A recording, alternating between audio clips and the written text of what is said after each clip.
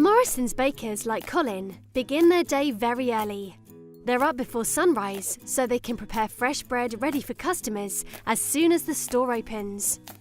The baker's first task is to take a look at the stock sheet, which records what items sold in the bakery on this day last week. It helps the baker know how much of each item to bake. This means that the customers will have enough of what they want, and there will hopefully not be too much waste. Bread dough at the supermarket is made up of flour, yeast, water, and a special mix, which contains salt and extras to help the yeast work as well as possible. Just like when you're following a recipe at home or school, the correct proportions of each ingredient must be added. It's important to measure out the quantities carefully, so the dough will have the right texture or consistency. It's important that I keep the yeast and concentrate separate so that it doesn't slow the yeast down. This machine beats the mixture, turning it into a thick dough. It should be mixed until it looks elastic and pulls away from the side of the bowl.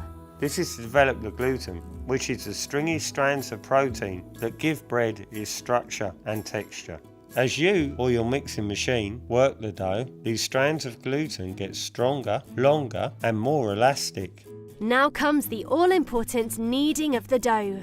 This is an essential step if the bread is to turn out right. Here at the supermarket, there are machines to do the kneading, but at home or at school, you'll probably have to knead your dough by hand. You may get tired, but it's important to keep going. You have to knead the dough for long enough, which can be 10 to 12 minutes. So that's perfect, slightly tacky to the touch and nice and smooth. If the gluten is developed well enough, it will be able to stretch into a window pane effect so that you can see through it, like so. If your test shows that the dough is ready, it should be left to rest a little before it is shaped. Today I'm going to make some plaited bread and some cobs. Basic bread dough can be shaped into all sorts of different loaves or into baps. This is where the baker's skills come into play. I'm now going to finish these by lightly spraying with water and just dipping them in my poppy seeds and then evenly spacing them on the tray so they have time to prove. Before baking, the dough needs to be proved. That means left in a warm, humid place to expand and rise. At the bakery, the dough is transferred to a proving oven. At home or school, you can cover your dough with a clean, damp tea towel and leave it somewhere warm to prove. Remember that yeast was one of the ingredients in bread? Well, yeast is alive. It's a very helpful microorganism. As the dough is left to rest after kneading and shaping, the yeast gets to work. It feeds on the sugars in the flour, and as it does, it gives off a gas, carbon dioxide.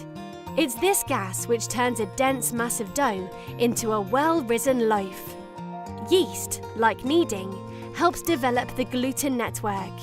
With every burst of carbon dioxide that the yeast releases into an air bubble, protein and water molecules move about and have another chance to connect and form more gluten. This should now take 24 minutes to bake and they should be a lovely golden colour.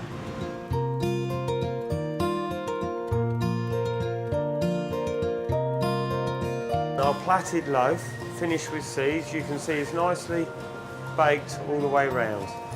There's a lovely Coburg cob. You can always test if it's baked correctly by tapping on the bottom. It should sound hollow. Bread is cooled on racks before being wrapped and maybe even sliced for customers. Baking carries on throughout the day so that there is a constant supply of fresh bread. Being a baker like Colin requires patience and skill. It is quite a craft, and with over 40 types of bread sold in store, there's a lot to learn and a lot to enjoy.